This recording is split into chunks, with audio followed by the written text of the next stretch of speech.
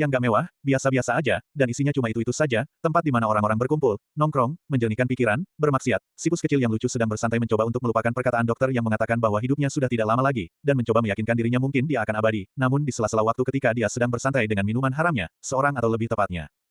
seekor, orang misterius yang muncul di sampingnya, dan dengan so akrab dan so kenal dia menyapa dan mengajak ngobrol Sipus dan mengatakan bahwa Sipus si mumil kecil nenek moyang Oyen ini sangat terkenal, dan dia mengenalnya, karena dia termasuk orang yang selalu mengenal orang yang terkenal, dan orang terkenal itu adalah seseorang yang orang-orang pasti akan kenal. Iya, begitu.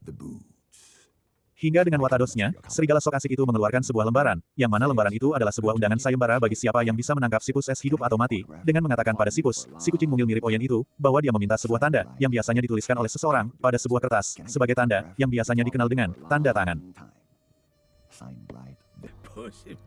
Sipus pun hanya menertawakan kertas luknat itu, yang dia yakini bahwa kertas itu adalah sebuah tantangan, dan dia pun menerima tantangan itu dengan hunusan ompreng, maksudnya pedang. Hanya satu hal yang tidak pernah terpikir oleh Sipus, mungkin orang yang di depannya bukan tandingannya, bahkan lebih OP daripada sisi mungil kecil, tengil, dekil, sok keren, gak ada akhlak, dan kurang beriman ini, karena memang di atas langit masih ada langit, dan seseorang mungkin berada di bawah, dan terkadang berada di bawahnya lagi, hehe.